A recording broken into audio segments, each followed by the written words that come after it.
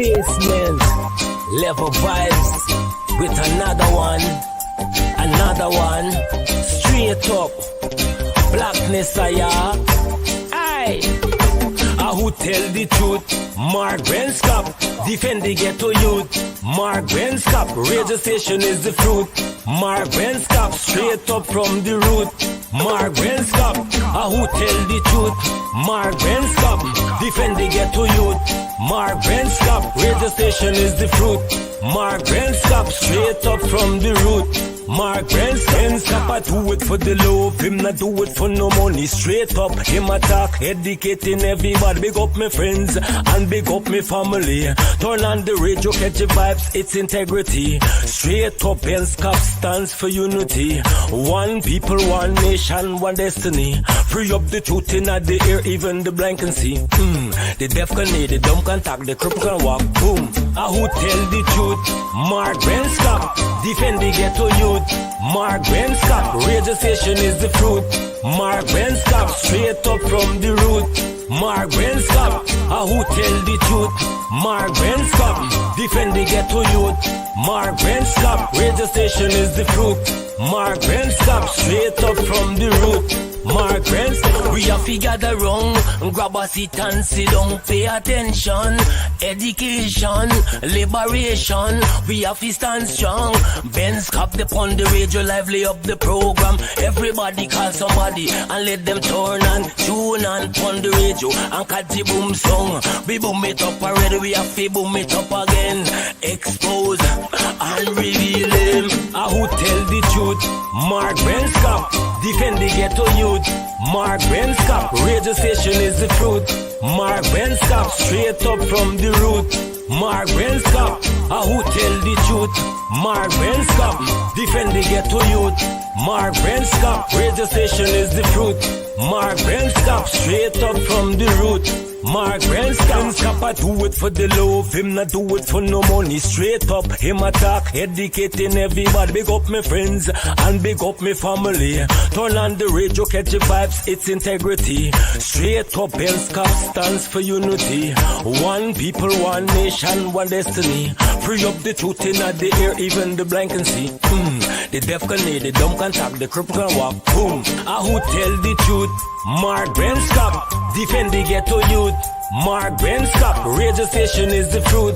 Mark Benskop, straight up from the root. Mark Benskop, who tell the truth? Mark Benskop, defend the ghetto youth. Mark Benskop, radio station is the fruit. Mark Benskop, straight up from the root. Mark Benskop.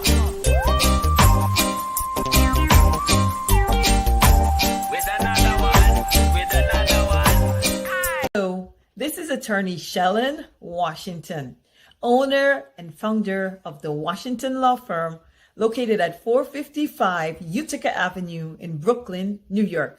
We're specialized in medical malpractice, personal injuries, matrimonial law, and landlord and tenant. If you're in need of legal representation, please give us a call today. The number to call is 718-877-3100.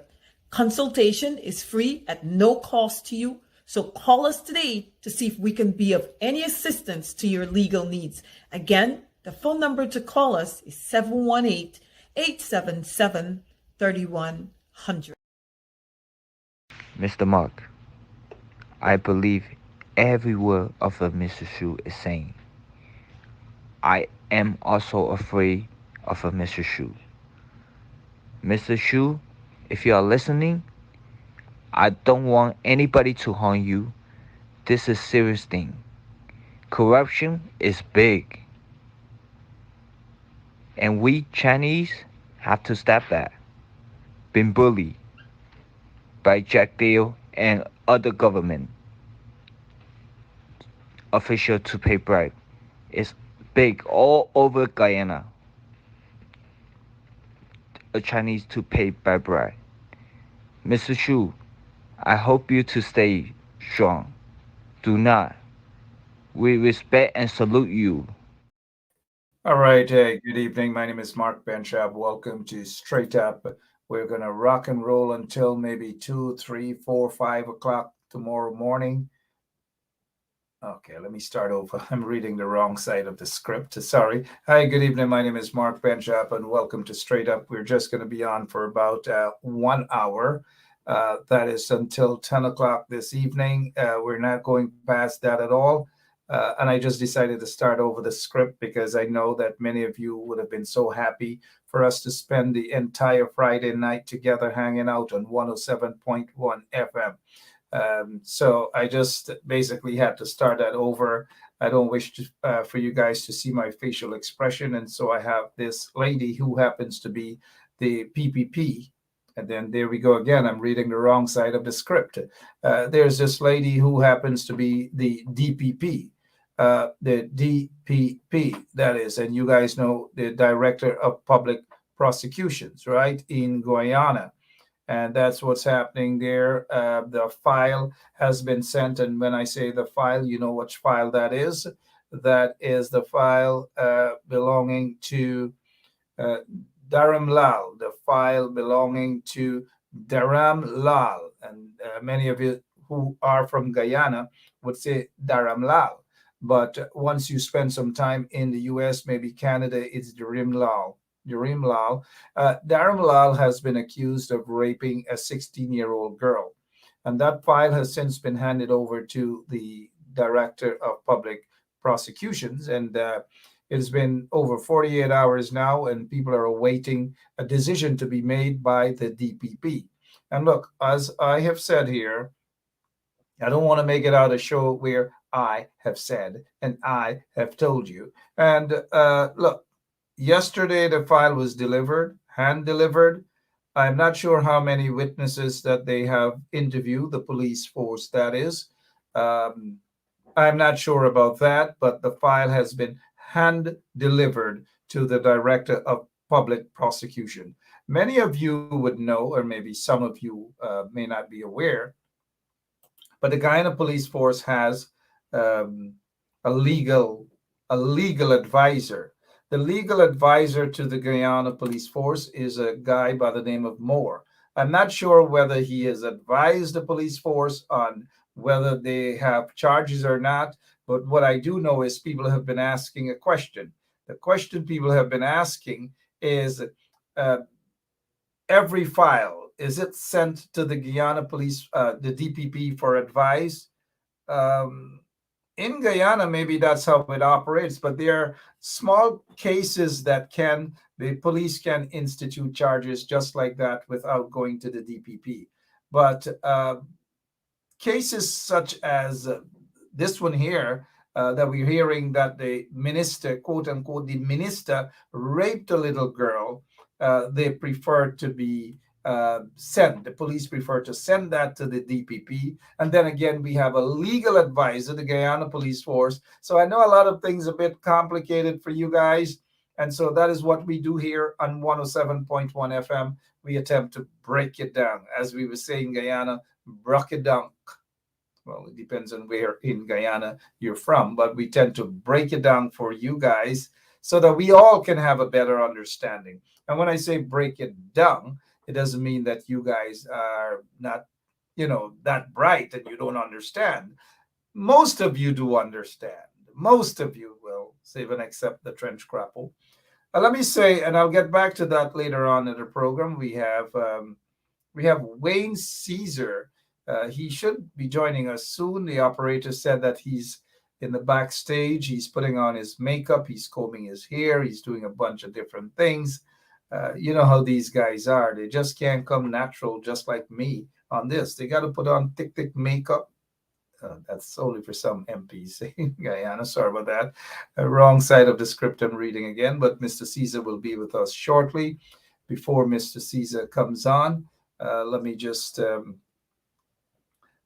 bring this to your attention quickly. And I'll give these folks a quick plug right here. The Buxtonians. We can't go wrong with the Buxtonians, right? There is a Buxton Friendship Heritage Fund. Buxton Friendship Heritage Fund. That is this Saturday. That's tomorrow, actually, June 24th. Tomorrow, June 24th. tomorrow, June 24th, you guys have got to go out and support this event. One of our very own, Denise Booker, is going to be there. You have all these people there listed. Their contact numbers are listed there. Their contact numbers are all there. And let's see here. Tomorrow, the 24th of June, from 6 p.m. And where? This is going to be in Brooklyn, 355 49th Street. 355 49th Street. It's between Linden Boulevard and Church Avenue. You can't miss it. When you go down there, I hope Mr. Caesar is going to be there. I really do hope that Mr. Caesar is going to take time out of his busy schedule to be at this event. It's going to be a really, really good event. People from Plaisance could go there too, because people from Plaisance get their little roots in Buxton as well. And you know, Buxton is considered country. Plaisance is considered country. So they're all country people. Mr. Caesar, the only time he went to Georgetown was on his way to the airport to come to America. So you know how these guys are. But on a serious note, go out and support this event tomorrow. Go out and support this event tomorrow. Give the Buxtonians a bit of support. It is Buxton Friendship. Go out there. You're going to see some people from right here on Straight Up. They are going to dress their best. Go out, and I'm sure that Miss Booker, the Bookers who are on this program already went into Bobby's. They bought their outfits already. They bought their dresses and their shoes and stockings at Bobby's. But go out there and support this event. Go out and support the event. Tomorrow, again, the Buxton Friendship Reunion. I may stop by there just for a quick minute, sign some autograph, take some selfies.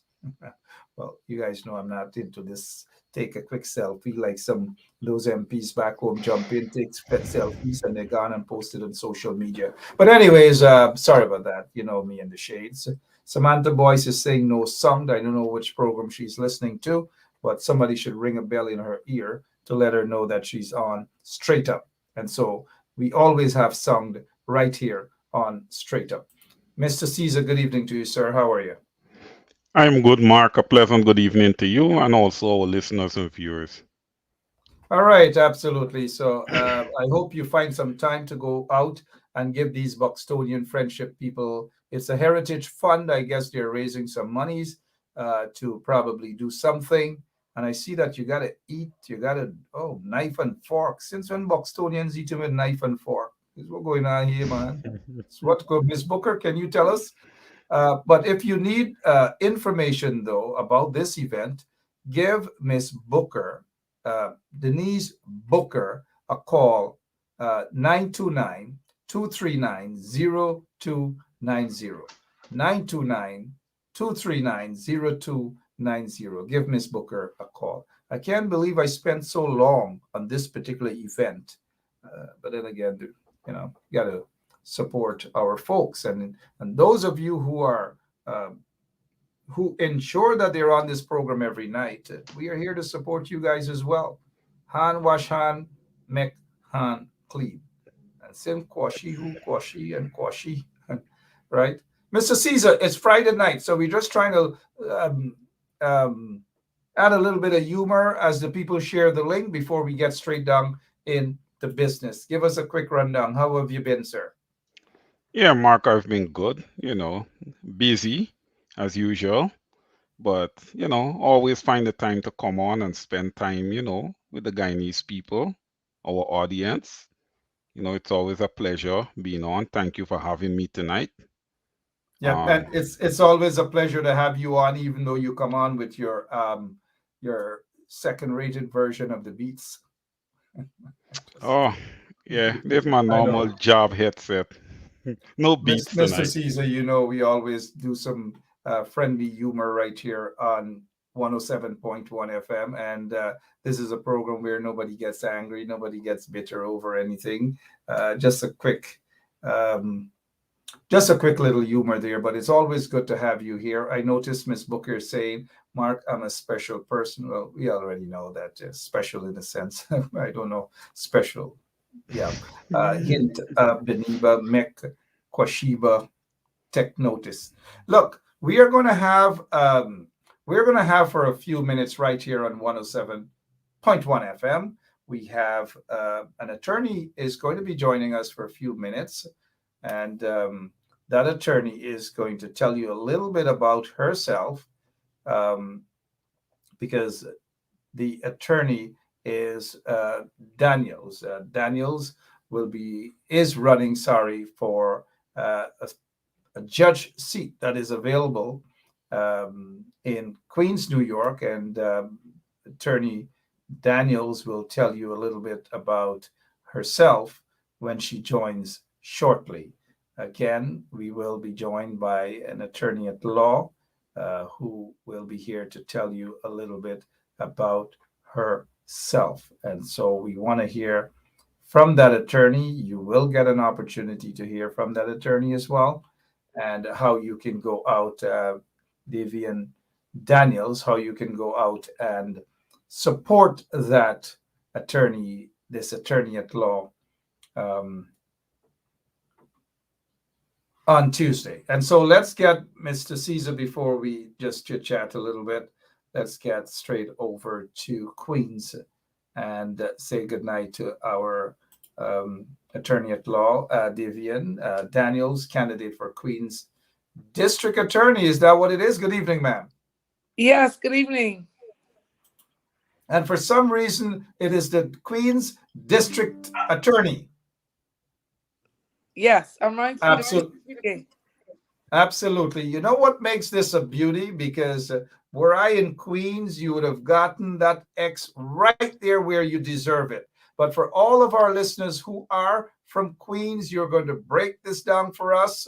And maybe tomorrow, Wayne Caesar and his entire crew, Ranier and all of those guys, will head on down to Queens to lend your campaign a bit of support that is that you will certainly appreciate. But before we get into all of that, give us a quick background on who you are. We know that you're from Guyana. We know that you're a country girl, so to speak. Where about? Well, I was born at Georgetown Hospital, but I grew up in Huntley, Mycone, East Coast, Demerara. Oh, so then you were actually born in Georgetown. Absolutely. All right. So tell us, what are some of the things you remember from Huntley, Mycone, before we get into the seriousness of your campaign? We had like the Garden of Eden of fruit trees in our yard. We had cherries, guava, tamarind, jamun, dunks, whatever we wanted, we had. And those things are a small fortune here in New York. And I took it for granted in Guyana. Pomegranates. I know we have a country guy here, my co-host for tonight, as he's oftentimes on. Mr. Caesar is a country guy. He's from Plaisance, but I'm almost certain he doesn't know what dungs is, as so do many of our listeners. They don't know what dungs is. Mark, that's not true. I'm very aware of what dongs is, man. Oh, you do? Yeah, dongs and salt and everything, and you do your thing. Oh, Miss Daniels, gosh, I can see tamarind tree. Our listeners are all into that. All of them know. I'm just teasing our listeners, but let's get straight into it. Tell us a little background about you. We know that you're Guyanese. We know that you were born in Georgetown. You lived in Huntley, Mycone. You know about dungs. You know about tamarind, guinea, and all these sort of things. But you are running for District Attorney of Queens, New York, and we want all of our people to go out there and give you that support that you so well deserve. But outside of that, you have been practicing law. Give us a little background about that and so forth. Yes, thank you, Mark. Well, I've been a lawyer here in New York, here in Queens for almost 17 years. I've done a lot of different types of work, but the ones I'm most proud of are I was an arbitrator with the MTA in the Transit Adjudications Bureau. I am an 18B public defender. That means when somebody comes to court and they cannot afford an attorney, I would be one person who could represent them. In addition, I've also done community legal counseling with Adrienne Adams. She's the Speaker of New York City Council. And what that means is whenever people in District 28 had legal problems, I would help them, guide them through it. And so Absolutely. that's a brief summary of some of the things I've done. And for 17 plus years, you've been doing just that. And I'm sure that the people of Queens, New York, the people in Queens, New York, they are very much appreciative of your service. And you want to take this to another level to become the next district attorney. Tell us why you should be, or why you want to be the next district attorney of Queens, New York. Well, in Queens, there are a lot of biases in the court system. And as a DA, I believe that it's really important to reduce the biases in Queens so that anybody who has any contact with the criminal justice system is treated fairly, and that's regardless of their skin color, their zip code, their financial status, their religion, or even their, family history. And there are many issues in Queens that require, immediate assistance. And that includes, if you Google right now, jury discrimination in Queens, you will find the Queens DA's office. And what that means is that there were lawyers in Queens who came up with a plan that said that when certain people come to do jury duty, they should not be selected. And, that's discrimination, because you're not supposed to look at people's skin color when you're deciding who can be a juror.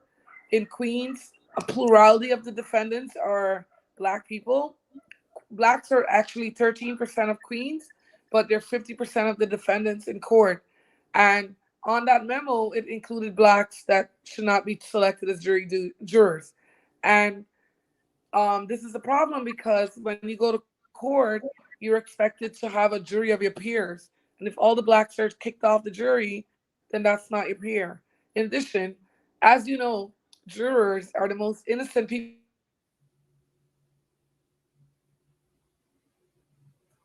All right, we lost the district attorney candidate for a moment there, but go ahead, Ms. Daniels. Go ahead. Yes, jurors get a citation to go to court, and they expect that when they go there that their government is going to treat them fairly. But if there are government lawyers who are calculating and scheming to kick them off the ballot, kick them off jury duty, that's wrong. And it's something reminiscent of Mississippi in the 1920s. And we don't really think about that for modern day Queens. So I think things like that need to be reformed so that Queens could be like a model for the country on how criminal justice should be done. But at minimum, we should make sure that jurors are not discriminated against and that they're treated fairly. The incumbent is Melinda Katz. She is also in the race. We've been hearing a lot of different conflicting things about her office, and this is why maybe you are running up against her. But what makes you stand out most from the incumbent, and that people should go out and vote for Daniels? Well, I believe much that we can do to end mass incarceration.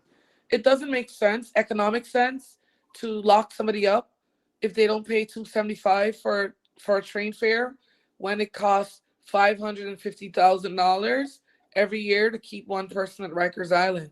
That's over $1,500 a night. Many people don't pay their train fare because of poverty.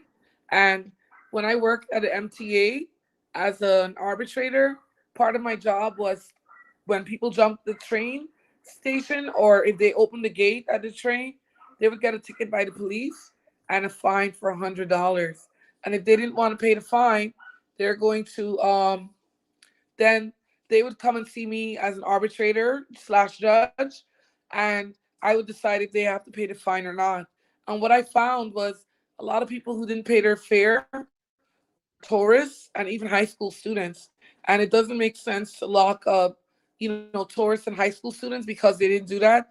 There is a way to deal with it, and that means that that we should have a lot of programs where we don't criminalize people because of their poverty, and that we don't criminalize people because of their because of their mental health issues or of their substance abuse addictions. And I think that's a fairly good reason that why people should go out and give you that vote, give you that support, so that you can become the next district attorney there in Queens, New York. Before I get back to another question, let's bring Wayne Caesar in. Wayne, you've been listening to the candidate, Vivian Daniels. Before I ask her how people can, in which area, so forth and so on, so we know specifically. And even if you're not in that area, you can definitely call your friends and relatives to go out and vote. But Mr. Caesar, any question for Ms. Daniels?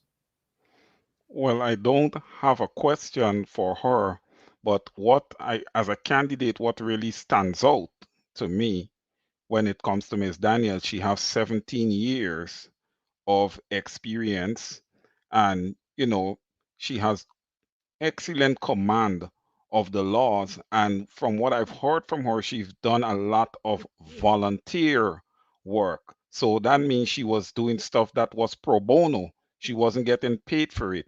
These kind of things, are outstanding. She's not looking just to be paid and served. The people really matter. And then what I also get with her, she's very, very independent and unbiased. So to me, those are the attributes that really stands out for her, and she basically checks all the boxes. She has a very, stout portfolio, and I would have definitely checked the box for her if I was one of the voters out there in Queens. Well said indeed. We still got a couple of minutes more with Miss Daniels here. Those of you who are in Queens, New York, to go out and vote for our Guyanese connection there. Attorney at law Daniels is running to become the next district attorney there in Queens. How can people go out and vote, and exactly which area they can do that, please? So this is a primary, so only Democratic voters are allowed to vote in this election, and there are about 50,000 of those.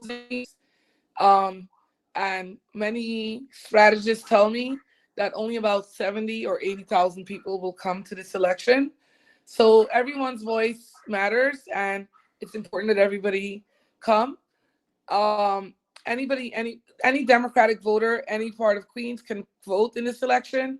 So whether you live in Astoria, Richmond Hill, or all the way to Far Rockaway, you're entitled to vote if you're a Democratic voter. And you can find out how to vote by going to if you want to know your poll site, well, right now it's early voting. So on tomorrow and Sunday, voting is from 9 a.m. to 5 p.m. There are about 20 early voting sites all over Queens. And, in my neighborhood, it's at York College. In another neighborhood, it's the Rochdale Community Center. For some people, it's LaGuardia College.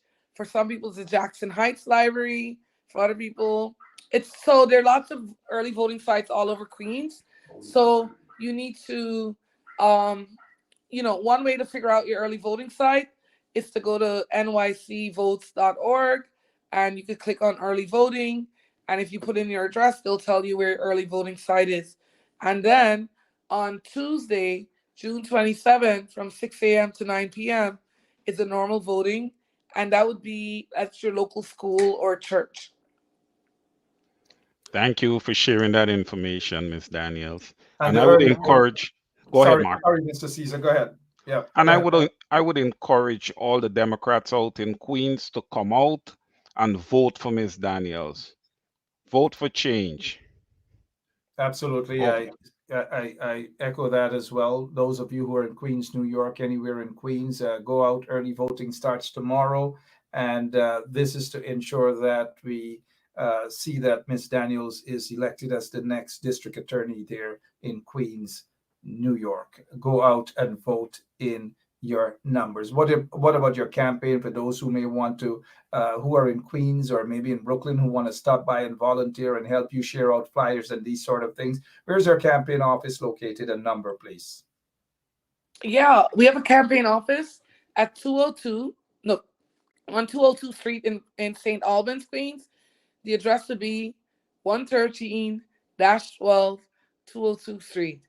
But if you came to my website at danielsforda.com, you could get some more information as well. But and a good phone number would be 718-523-7121. So they can go and on Facebook and Daniels for DA. Daniels for DA. Yes. And that's where they can get all the information. Yes. Lots of people are wishing you good luck here. And I noticed there was another comment. They're saying congrats from Guyana and congrats from other parts of the world. We want you guys to go right out. Somebody has a question here. And this question has to do with, it's coming from Billy, that says that he has a question. Let's say that there is a criminal who has done wrong over and over. What can we do to make sure they aren't indefinitely locked up? Sorry. Well, it depends on what crime the person committed. If you commit murder and you do it over and over again, then there's stiff penalties for that. If you traffic guns or people in Queens, that's a serious problem, and and that's treated very strictly because those are really dangerous things to do. And but if you have a mental health issue that's causing you to commit crimes, I think it's really important that that issue be addressed.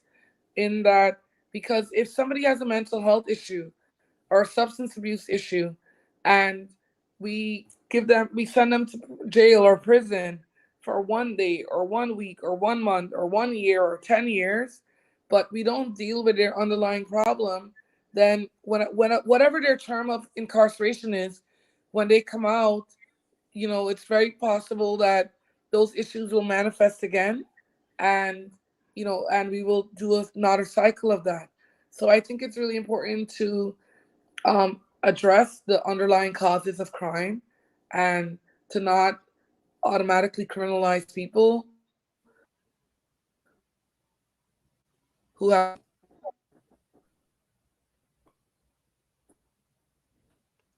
Sorry about that. We seem to be having some problems with the connection of Miss Daniel, district attorney candidate. I almost preempted this and say district attorney, but we wish you all the best. We know that you will serve the borough really well, and that is why we want our listeners to urge their relatives or friends, or if you are in Queens, to go out and vote. Early voting starts tomorrow, and you can go out on Tuesday. Just quickly, I notice here somebody has recognized you to say that you are the daughter of ex-head teacher of Novar Myconi, teacher Gloria. Yes.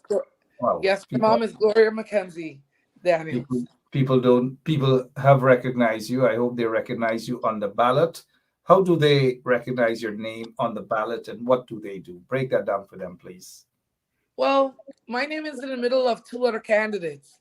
But, a quick story is that when we grew up in Huntley, and there was a lot of Hindu people who lived in Huntley with us. And one of my mom's friend was Hindu, and Devi in Hindu means goddess. And she was the one who encouraged my mom to name me Devi, and my mom added Anne. And so when they see Devi and it reminds them of goddess, they should vote for Devi Ann Daniels. Devian Daniels, indeed. We will be carrying some of your stuff on our pages as well. And on the day of elections, hopefully we'll get a chance to see you go around on elections day, or maybe some campaign stop. We wouldn't forget the name, Devian Daniels. We are hoping and keeping our fingers crossed to see that you become the next district attorney of Queens, New York. Is there anything else, maybe, Mr. Caesar, before we have Ms. Devian Daniels say a few words before she leaves? Yeah, sure. Ms. Daniels, I got a question for you. If elected district attorney of Queens, what is your goal?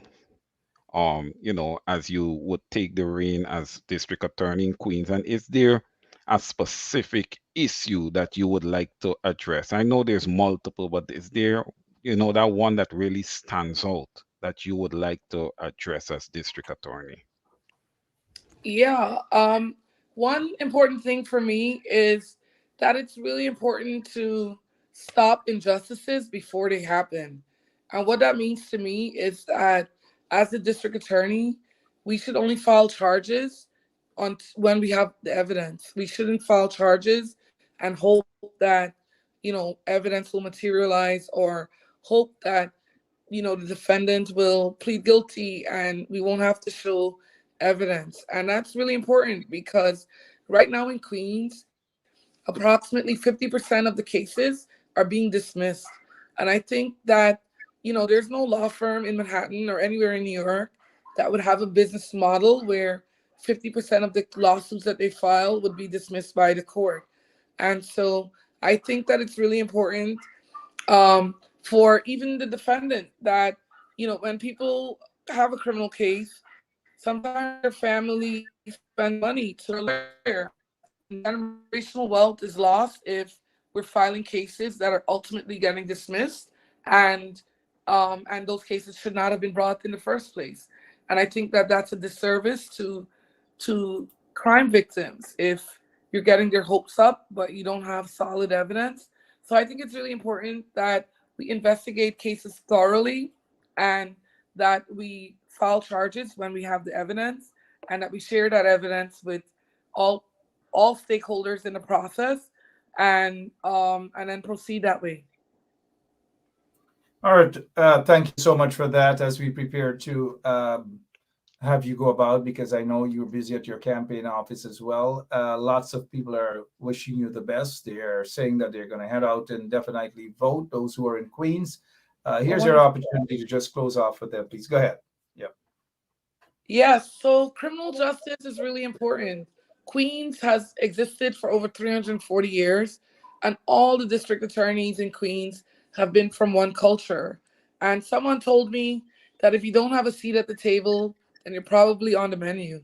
And when it comes to people of color in Queens, they face adverse outcomes in criminal court. And what I mean by that is something simple like sentencing. When two people are charged with the same crime, and one of them is white and one is non-white, the white person will sometimes get probation while the non-white person will get jail time or prison time.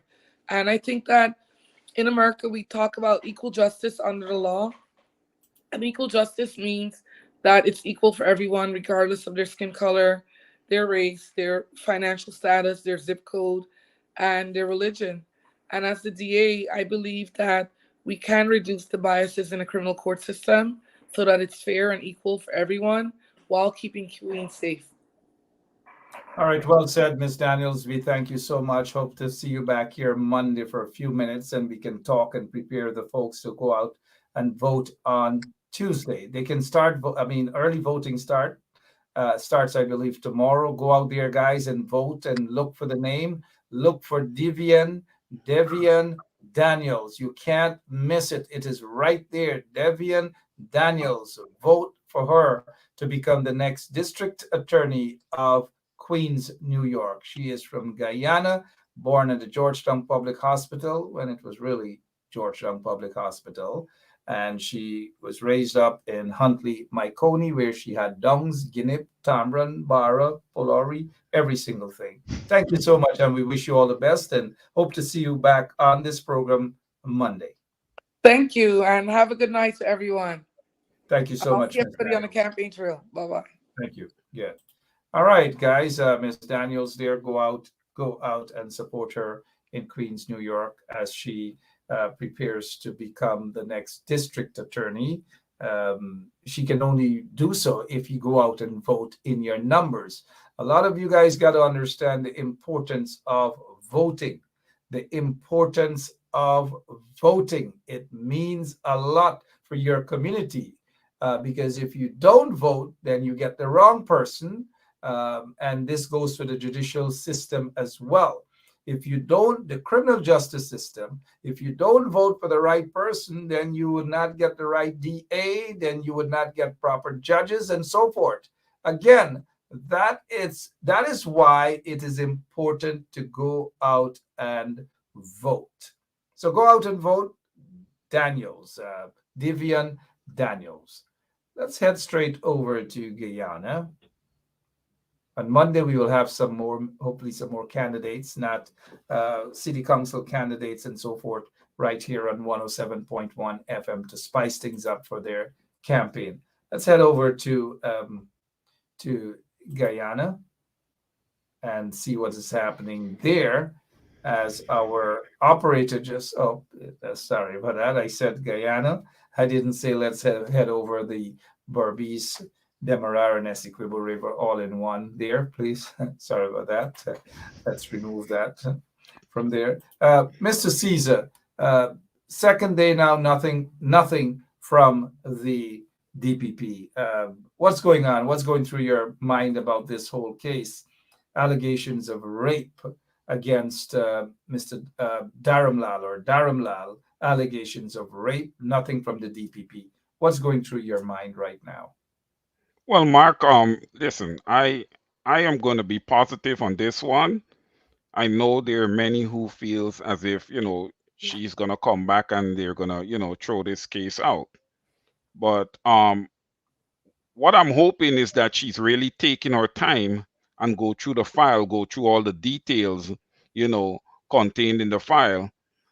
That way she would know if she needs to go back to the police for, further evidence or whatever it is, and not come back too fast when she would not have, went through everything in full detail. She needs to comb through this, not once, not twice, but maybe even 3 times later, just to make sure that she gets this right when she comes back. Because, listen, I am not an attorney, but in my opinion, I feel like if we have sufficient evidence for charges to be laid here. In the public courtroom, obviously, there appears to be sufficient evidence in the public courtroom. Oftentimes, the public courtroom is not that much different from the actual evidence that may have been presented by way of statements given by the victim, statements given by the victim's brother, statements given by others who are familiar with the case. And what has to happen is they will weigh this out to see whether there is sufficient evidence to initiate charges or recommend that the police charge Dharamlal with the crime that he has been accused of committing, which is rape. In the eyes, as I have said in the public, is that he has committed a crime, but public courtroom is sometimes different. And so what you have said there, Mr. Caesar, is that there appears to be a preponderance of evidence that this guy has committed a crime.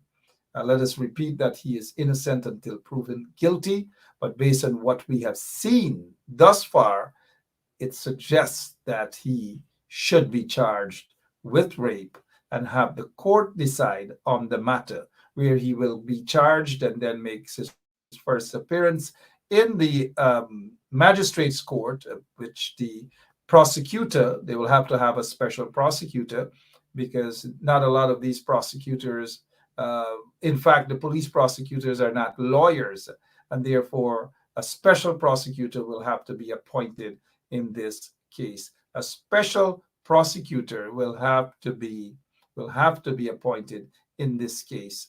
And after the preliminary inquiry, then the magistrate, whomever that magistrate is, they will decide whether a prima facie case has been made out against Dharamlal. And with that, if a prima facie case has been made out, it simply means that the matter will be thrown up to the High Court. The question is, how long will he spend in jail? Will he be placed on bail the very day that he appears in front of the magistrate? Or will they just send him to jail for a couple of days, maybe a week, 2 weeks, or whatever, so that he can get a dose of what jail is like? Mr. Caesar, over to you again, please. Yeah, Mark, another thing that must be considered in this case that I think we may have forgot there is the tampering of evidence. Okay, the tampering of evidence by Mr. Darmalal with not even with his attempt, but he would have masked his room by painting it, moving around furniture, and all this stuff. I think that should also be taken into account when the DPP is going through this file. I would hope that that's also in the file. Well, it's in public domain. I'm not sure what is in the file or not, but definitely when you're trying to the DPP is not there to register a guilty verdict on anybody. It is based on the evidence presented concerning the allegations of rape. Uh, what constitutes rape? The victim said no.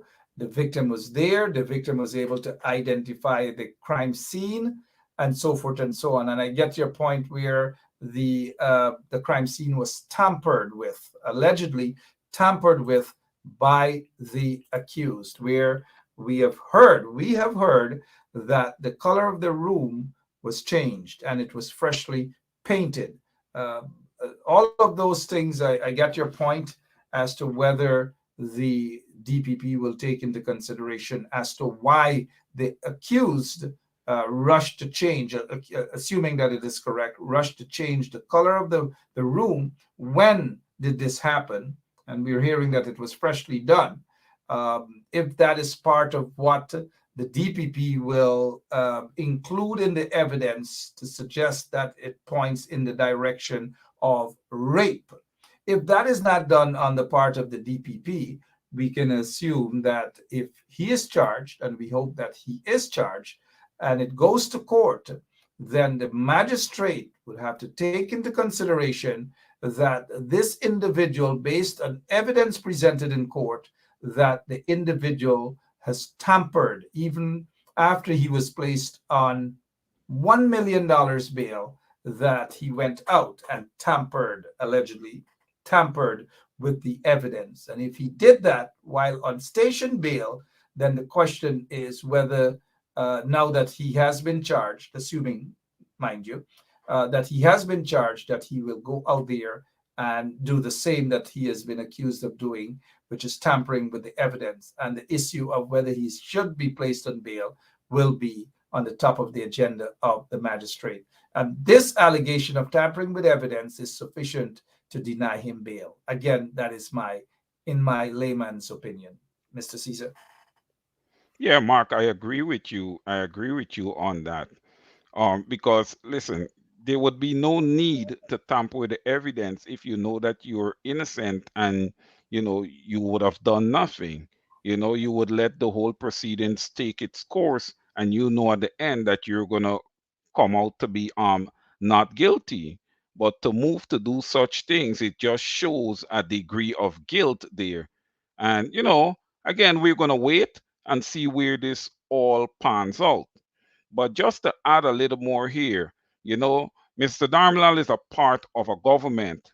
And to see that the president didn't move in no way or no form, you understand me, to have him removed from his portfolio, it's damning.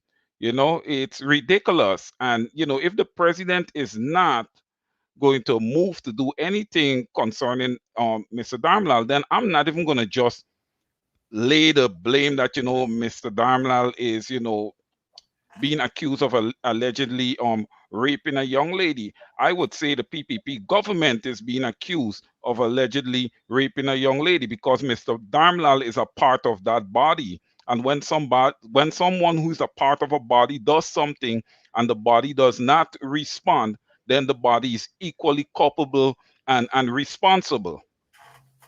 All right, Mr. Wayne Caesar here. It's 51 minutes after 9 o'clock. 51 minutes after 9 o'clock. We've had some protests there in Guyana, and we want to say kudos to those folks who went out and they protested in front of the office of the president. we've had over the past couple of days. We have seen some protests in front of GCOM. What is your take that thus far GCOM has not come out and officially declared the local government elections? They seem to have been in hiding, and people are highly suspicious of the happenings there at the Guyana Elections Commission. Mr. Caesar? Yeah, Mark, thank you. Thank you for beating me to that question because I was going to ask you if you heard anything about that. It's appalling. It's shameful. It's ridiculous. The Guyana Elections Commission would have disenfranchised the people of Guyana who would have came out, voted, wanted their vote to be counted. Not saying that their vote was not counted, but would have expected results by now. This is shameful. This organ needs to this organ needs a complete overall. I don't know what the funding is that goes into GCOM, but they need to fund it better. They definitely Miss Claudette Singh need to be removed, and not just her, and a whole lot of them. It needs a complete revamp. These people are not independent, man. GCOM is an independent body. Mark, there is no excuse why they have not come out with results. Again, I would have spoken from a mathematical perspective. How small a sample size we had that would have voted. Come on, I don't want to sit down here and say that the people cannot count, they cannot numerate, but, come on, how long more? This is shameful. What's going to happen at the next general elections? We're going to have elections and then we're going to wait 6 months for results. What's going on? We're an oil producing nation. Why should elections take this long a period in time? uh, Local government elections that had a low voters turnout, that they have to wait practically over a week for the results to be official, is highly questionable. And while we were at that, I say to you guys to keep an eye on what's happening in New Amsterdam. Keep an eye on what's happening in Georgetown. We already know what's happening in Bartica and Madja, that the PPPC has rigged it. But with that one seat majority that the coalition has in New Amsterdam, you've got to keep an eye on that. And there's a reason for this, as I take a couple of seconds to probably break it down. That Jack Deere recently said that he's looking to cooperate and for development. He wants to cooperate with the coalition. And that is not by accident that those words came out of his mouth. Suddenly, he knows about cooperate. And then he said, political scores have been settled. Again, that's not coincidental. We've got to read into what's happening. Are they people who have settled, people in the coalition have settled, quote unquote, political scores with Jack Deere, and that they have ironed out their differences? Then the question is, who are those people? And what scores have they settled? And on whose behalf have they settled those scores with Jack Deere and the PPP? Who are these people? And can we see now, since Jack Deere is saying that the scores have been settled, is it that Jack Deere is moving into New Amsterdam to possibly negotiate with some of these people, the PNC folks and so forth, to share governance in New Amsterdam, where we will see the coalitions get control of the mayorship and the PPP, the deputy mayorship? Is that what Jack Deere is talking about? Hey, keep an eye on New Amsterdam, guys. I repeat, keep an eye on New Amsterdam. As I'm talking to you guys, I'm trembling. And you guys know that I don't usually tremble at all. And I just realized the reason why I'm trembling. Let me try to avoid this sort of trembling when I'm talking to you. Now that that photograph has been removed, for some reason, it's, I'm not usually easily scared, but for some reason, sorry about that, guys, I had to remove that photograph. But let's get back to New Amsterdam. You've got to keep an eye on New Amsterdam.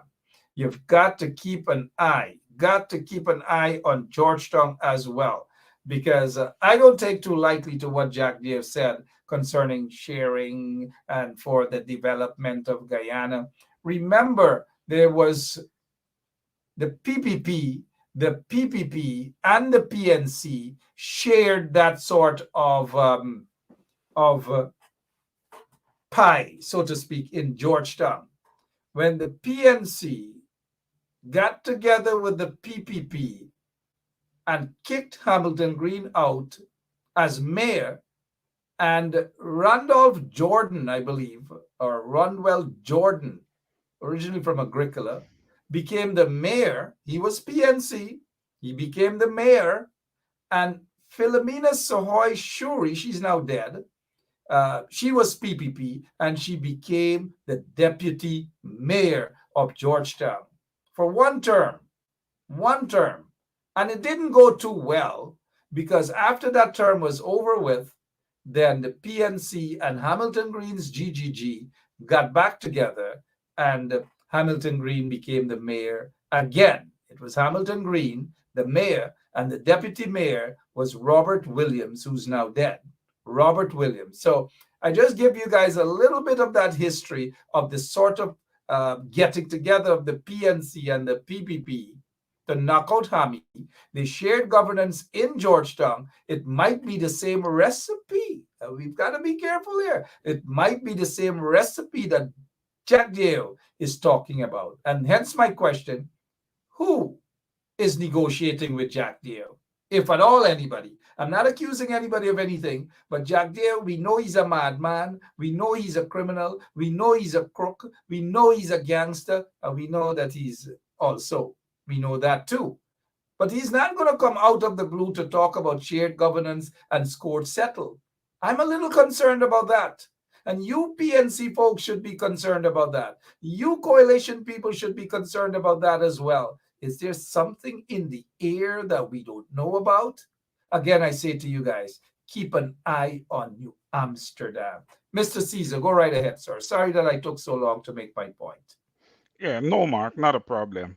Listen, Mark, the goal of Barra Jagdeo is to control and dictate. Okay, so what he's looking at right now, he's looking at all the townships.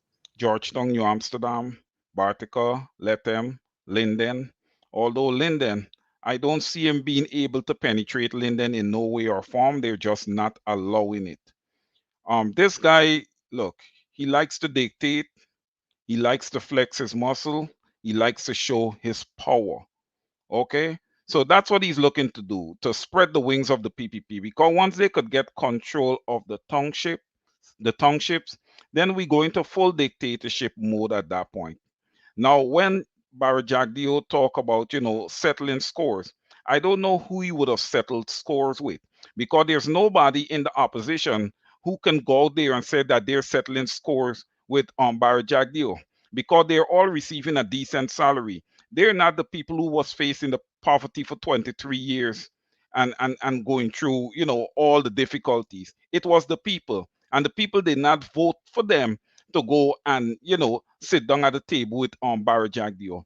In my estimation, I wouldn't even want to sit at the table with Barra Jagdeo, Mark. But even if I was going to even have a little sit down with him, it would not have happened until he would have confirmed Chancellor of the Judiciary, Janet Cummins Edwards, and Roxanne George Wilshire, and also sit down with us and go over this whole ID card situation where the PPP went out on their own and make this decision without even consulting the opposition. I don't want to believe that the PPP is a bundle of dunces, but sometimes it appears so, because the opposition is a part of the government, Mark, and therefore should be, they should be consent, and dialogue with the opposition before making such important decisions. Well said, Mr. Wayne Caesar. 10 o'clock in Georgetown. I am not going to go out and put my head on the block to say that who should be confirmed or who shouldn't be confirmed, because sometimes we battle and we fight for people to be confirmed, and then they get into positions and so forth, and they don't give a damn about us. They don't dispense the sort of justice that will be favorable towards the people and the country, and in keeping with the Constitution. They oftentimes take a position that betrays us, betrays the cause, and is highly questionable. So I will refrain from saying who should be confirmed and who shouldn't be confirmed. But if I were to pick somebody to be confirmed, I wouldn't mind that the acting chancellor of the judiciary become confirmed into that position, or be confirmed into that position. Anybody else, I'm not putting my head on the block, because they haven't been nice to the Constitution. They haven't been nice to the people. And what I mean by that is that when we have judges, judges are there to basically interpret the law, what the law says, the Constitution, and so forth. They're not there to basically interpret things from a political standpoint and give corrupt political parties victories, as what we've been saying. So that's just my take on that, Mr. Caesar. I wouldn't be battling for anybody to be confirmed, maybe just the Chancellor of the Judiciary. Having said that, though, somebody's saying that there's blackout in Linden and all these sorts of things. I saw earlier that Jack Day, they went there to sport up. God in heaven knows what they did to sport up, to lie to the people, dance up, and so forth. We saw our operator posted a picture earlier with Mr. What is Klum? Sorry that I know our listeners don't like us addressing certain Pakus as Mr. But there it is, that this Bishop Edgel is there hugging Damara Esequibo Borbis. Yep. Sorry about that. Yeah, this lady here in the photo. I don't know, but it is what it is. Nicely dressed, red dress, sandals, phone in your hand. And so that's what they're doing currently in Linden, fooling the people. But getting back to what Jack Deere said about this shared governance stuff, and about not just the shared governance stuff, about they have settled political score. Nobody knows who have settled political score. And we know Jack Deere is a madman. He loves to be interviewed by his fellow madman. And so when they sit together, they don't 99% of the things they say are crazy things. But let us not brush aside what Jack Deere said, that scores have been settled. Political scores have been settled. Political scores have been settled. Who in the PNC have settled scores with Jack Deere? Who in the coalition, who in the opposition have settled scores with Jack Deere? Who?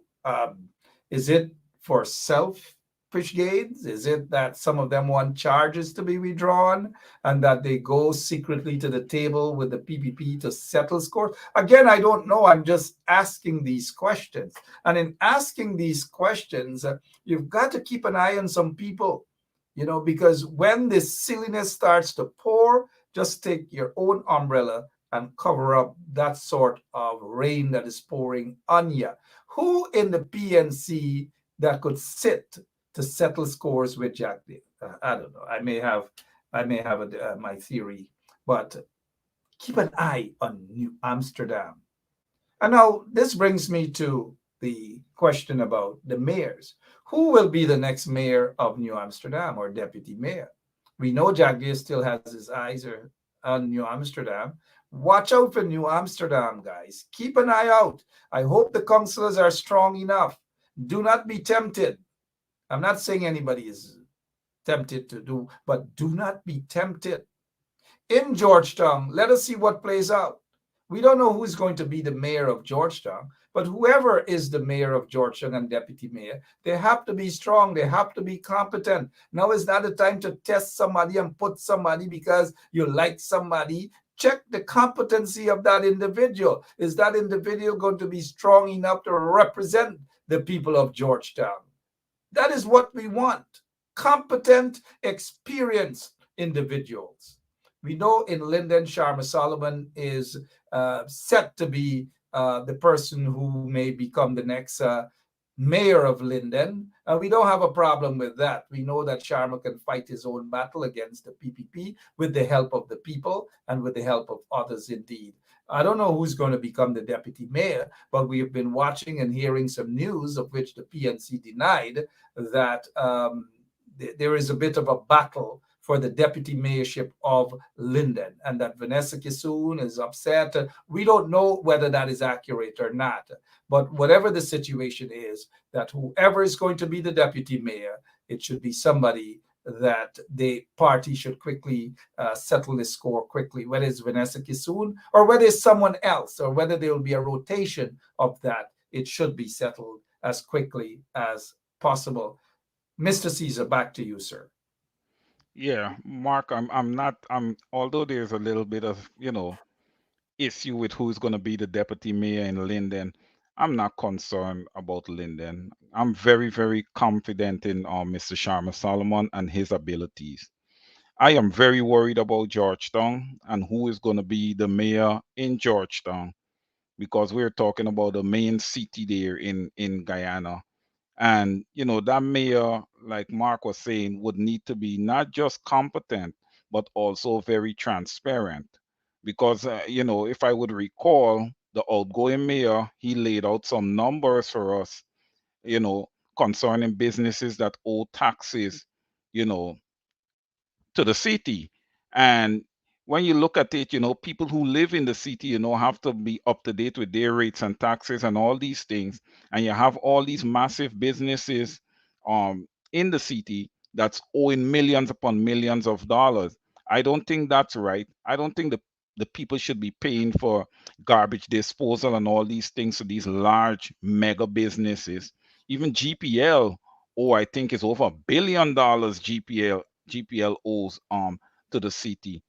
And then look at this photo here, Mark. You see, Guyana needs work. We need proper resources when it comes to garbage trucks and these kind of things, so garbage disposal.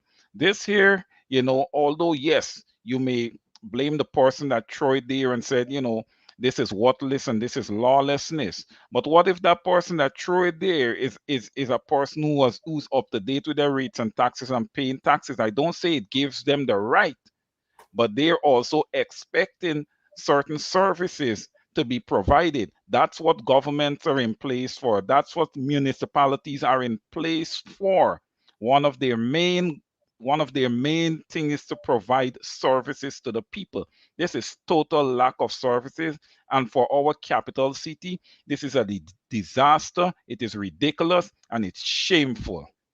It's a disaster. It is something that the PPP is accustomed to. Jagdeo is accustomed to dirtiness. He doesn't know better. He doesn't know how to govern. And it seems as though with this big infighting that they're having right now in the PPP, some massive infighting right now. They're divided. I'm not certain how come we're not hearing Cutlish chaps and thing passing with them at Freedom House, because they are divided. They are divided at this point in time. They are divided.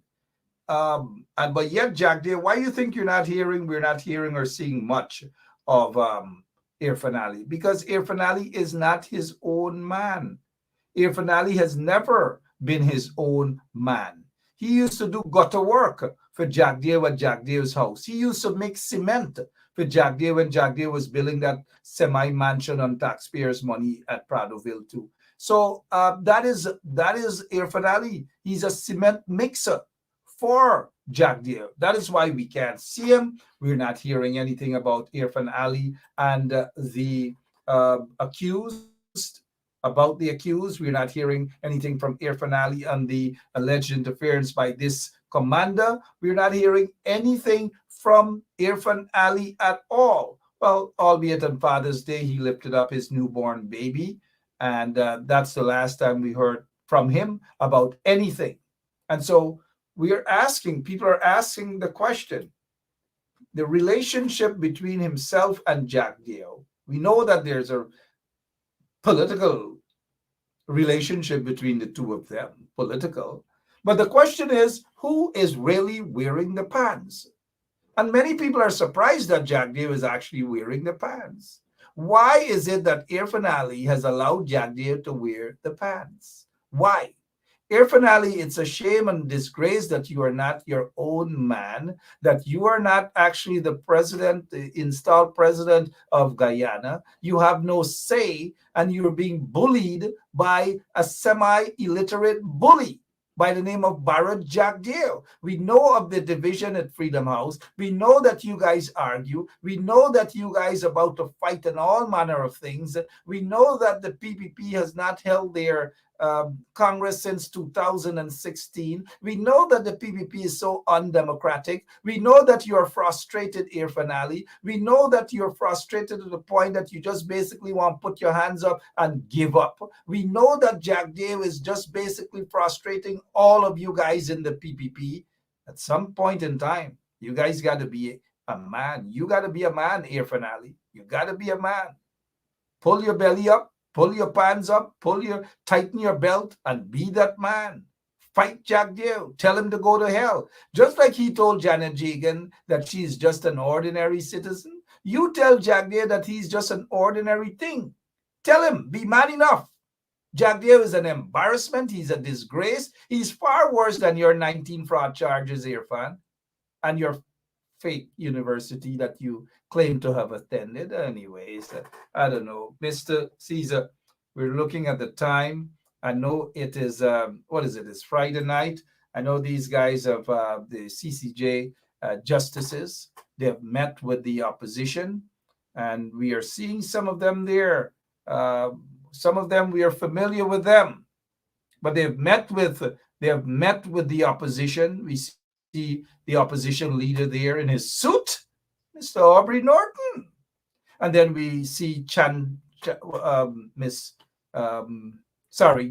Chandan. And then we see Mr. Roysdale Ford standing there like the Attorney General, standing there. But these are, and then Mr. Kamraj Ramjatan is there as well. Mr. Caesar, any take on the visit today by these justices of the Caribbean Court of Justice? Listen, I would look at this as a positive event, for the opposition. Very positive event here to have the justices visit them. Listen, they would have seen, in the news what's going on in Guyana. And I think that the opposition has been very, very tempered through all that has been we've been experiencing in Guyana of late. They've been very professional. Even when they protest, it's done very, very professionally. And the justices, they're seeing what's happening. We have this big rape allegation that's out there right now. We have our 20 beautiful angels that perished in that fire out there in Madia. We're having a lot of tragic things happen across Guyana, and these people are seeing, and people are starting to, realize that, whomever it was, or whichever team it was that installed this government, it was a completely wrong thing to do. Okay, these people are starting to see now, they're starting to understand the cries of the Guyanese people, because it's really out there now for the world to see. And Mark, I must say, kudos to social media. Kudos to all the people, on the ground that would have done videos and submitted and all these things. Well said. Kudos to people, because it takes a village. And I think it's Shakespeare who said that the world is just a stage, and we are all actors and actresses, and we have our roles to play. Whether we are on the ground or we're not on the ground, whether we are overseas or wherever we are, we all have that role to play. And no one person role is more important than the other. And oftentimes there are folks who, you're not on the ground, you don't know. No. As that guy that sang that song, Baby Calm Down. No. You guys got that wrong. We all have that role to play. And I don't want anybody to come and tell me that we are there on the ground, sounding like Granny Ivelaw, that guy from Plaisance, who has made Granny great again, right? But we're looking at the time, guys. One other thing before I go, let me just remind you guys that this tomorrow, if you're in Brooklyn, go out, Buxton Friendship Heritage. Go out there and hear the Buxtonian, eat little Buxtonian food, whatever it is, meet some of the people. meet Mboya Wood, meet all these other people. You meet Miss Booker, you see all the bookers there, and don't mess with the bookers. Do not mess with the bookers. Again, some folks were saying that in Linden, the PPP were out there. God in heaven knows what they were celebrating. They ain't got nothing to celebrate about there because they get licks like peas in Linden. But yet the bishop, so-called bishop, was out there celebrating, hugging up to Essequibo, Demerara, and Berbice, as we can see in this picture. Essequibo, Demerara, and Berbice. Essequibo, Demerara, and Berbice. But quickly before we go, again, look, I know there have been people who social media and they're turned away from the rape accused, and then they gone to who get married to who, some woman get married to some woman, and these sort of things. Look, in my opinion, do not be distracted. Do not be distracted. Now, this is where we're hearing that a sitting minister of the installed regime, going and get married, is about to get married to another woman. Well, look, here's my opinion on this. This is 2023. Who want to get married to who? That is their business. Who want to love up with who? That is their business. And that's just my opinion. Do not be distracted, guys. Where I would say that I have an issue is that I hope that taxpayers' money through the Guyana Embassy in Washington, D.C., that those guys at the embassy are not tasked with coordinating this private event. This should be a private business that this woman and she woman, whoever is husband, whoever is wife, that's none of my business. Whoever is wife and wife, if they want to marry, whoever want to marry, who want to marry a dog, who want to marry a cat, who want to marry a horse, who want to marry a cow, who want to marry a donkey, there's their business. I am not going to be distracted, because when I die and I go to heaven, I am going to heaven, right? I got to answer to me. They got to answer. So when, wherever she goes, she got to answer for whatever she has to answer to. I'm not going to run up my energy and, woman, was she married to another woman for? And a man marrying another man, this their prerogative. I got answer for me sins. When I die in maybe another 60, 70 years, I got to answer for my sins. And that is my position on this issue. Now, I may have a different view with regards to that is not my lifestyle. It's not my style at all. I'm 100% heterosexual. That's me. That's me. But if somebody want to fling their way, there's their business. Let them live. They're adults. Let them live their life. Let them marry who they want to marry. Let them joke who they want to joke. That's their prerogative. It's 2023. 2023. That's all I wish to say. Because some people want to be self-righteous in every way. But when you go into the church, you think them things that don't happen in the church. You think them things that don't happen in the Hindu temples. You think them things that don't happen in the mosque and those places. My energy is on things like what Dharam Lal is accused of doing and the massive corruption in that country. Do not be distracted, guys. Again, that's just my opinion. My co-host may share a different opinion. That's his prerogative. But in this life, in a democracy, in freedom of speech, we all can agree to disagree.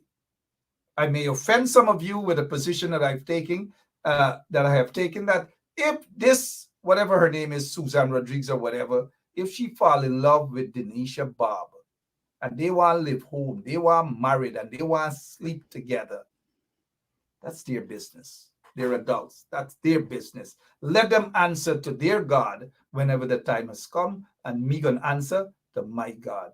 Mr. Caesar, take over, sir. Mark, I am in agreement with you on this one. It's 2023. People, they have their right to, if two people wants to get together of the same sex, I guess they have the right to do that. We all know that, it's believed that it is not right, but at the same time, we are not here to be judge, jury, and executioner.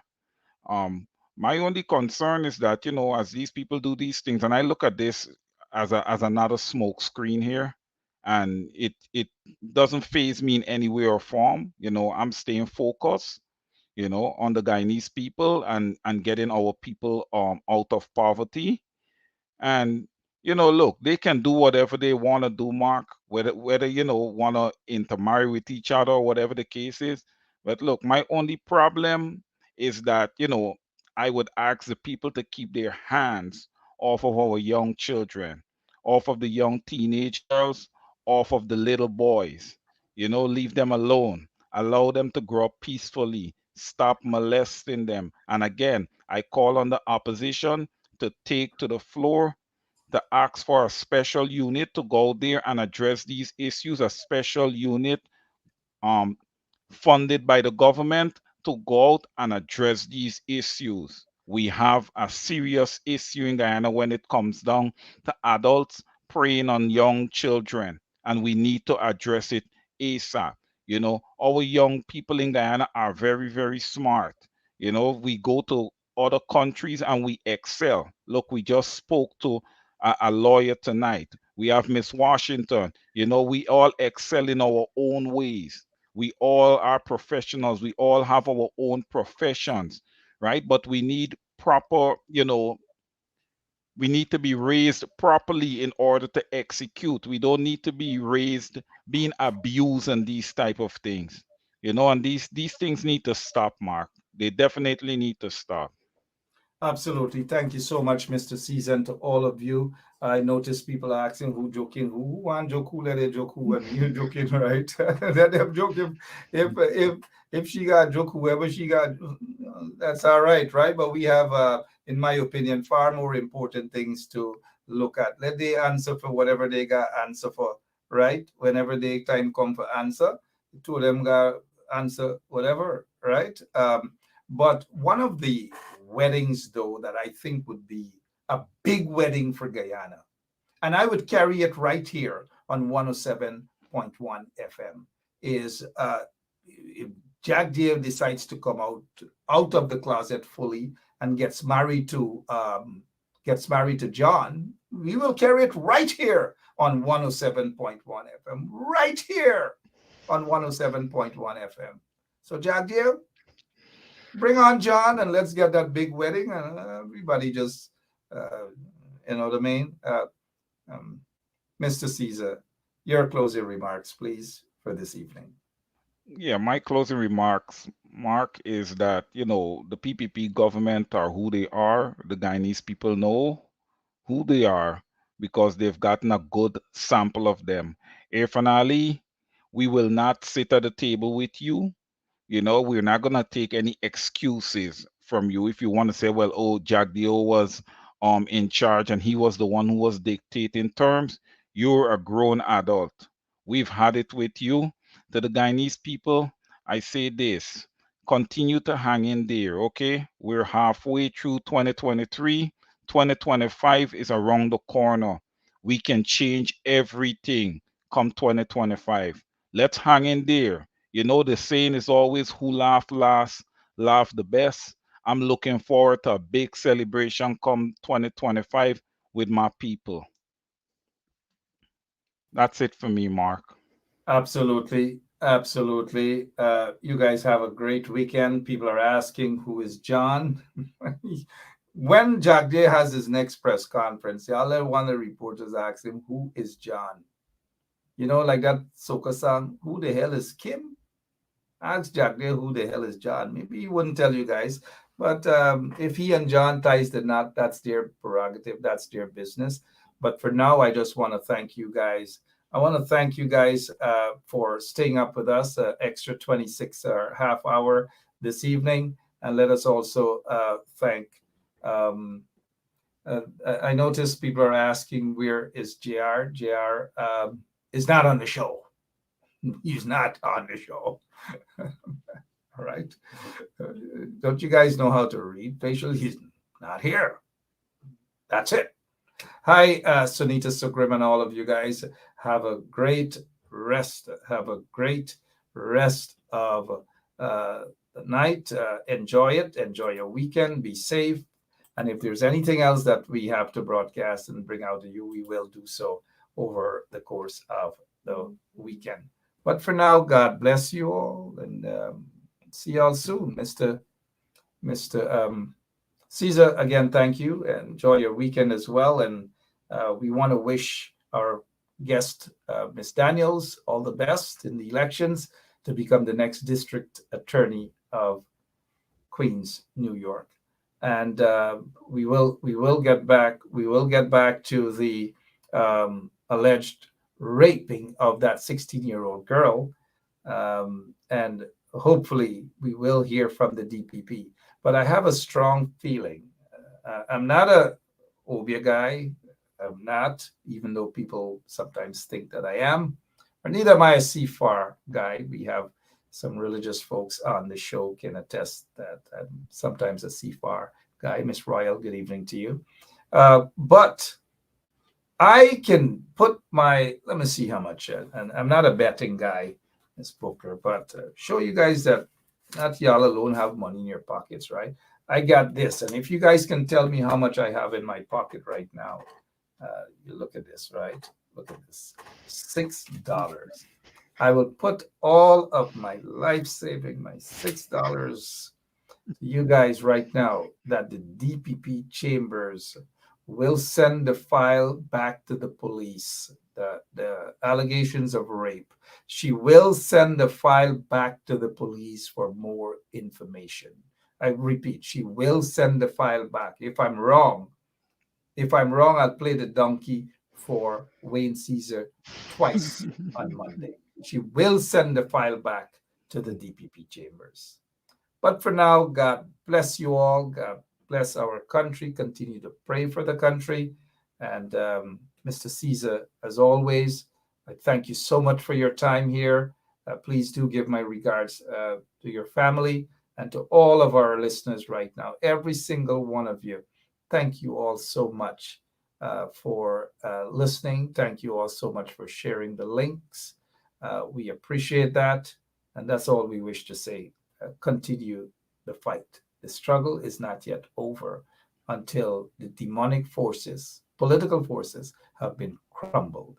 Those of you in New Amsterdam, keep an eye. Keep an eye on New Amsterdam. Keep an eye. All is not over yet. Thank you, Mr. Caesar. God bless you. Thank you, Mark. Stay safe, everyone. Thank you, sir. Appreciate it. And again, thank you all so much. Until tomorrow. Well, maybe it should be tomorrow, but don't forget tomorrow, y'all go out, eat a little food, eat a little Buxtonian friendship food, drink a little stuff, be safe, and have a good time.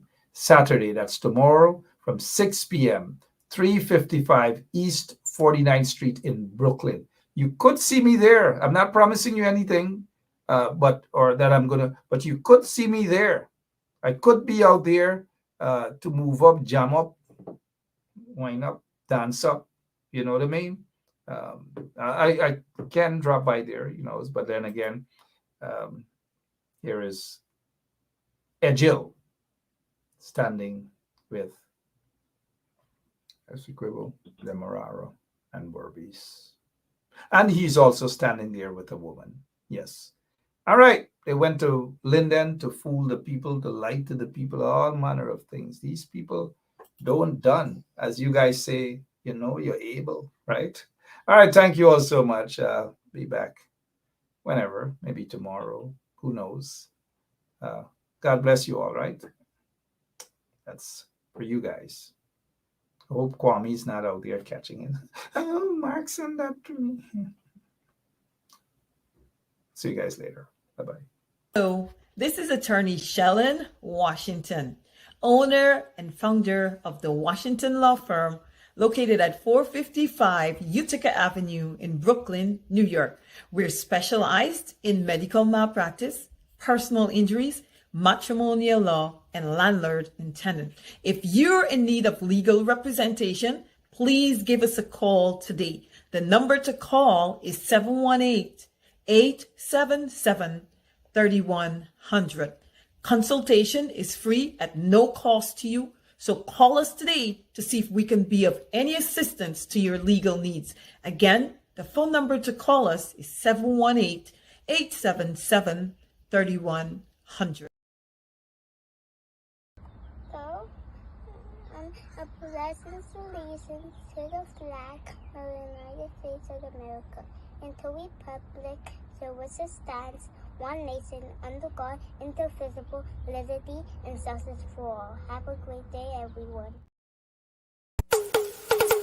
Basement level vibes with another one, straight up blackness.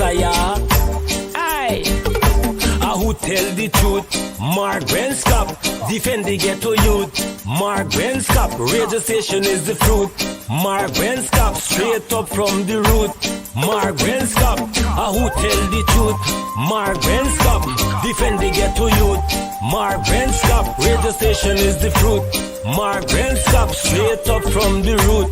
Mark Benskop, I do it for the love, him not do it for no money. Straight up, him attack, educating everybody. Big up my friends and big up my family. Turn on the radio, catch the vibes, it's integrity. Straight up, Benskop stands for unity. One people, one nation, one destiny. Free up the truth in the air, even the blind can see. The deaf can hear, the dumb can talk, the cripple can walk. Boom. Who tell the truth? Mark Benskop, defend the ghetto youth. Mark Benskop, radio station is the fruit. Mark Benskop, straight up from the root. Mark Benskop, who tell the truth? Mark Benskop, defend the ghetto youth. Mark Benskop, radio station is the fruit. Mark Benskop, straight up from the root. Mark Benskop, we have to gather wrong, grab a seat and sit down, pay attention, education, liberation, we have to stand strong. Benskop upon the radio, lively up the program. Everybody call somebody and let them turn and tune and on the radio and catch the boom song. We boom it up already, we have to boom it up again. Expose and reveal him. Who tell the truth? Mark Benskop, defend the ghetto youth. Mark Benskop, radio station is the fruit. Mark Benskop, straight up from the root. Mark Benskop, who tell the truth? Mark Benskop, defend the ghetto.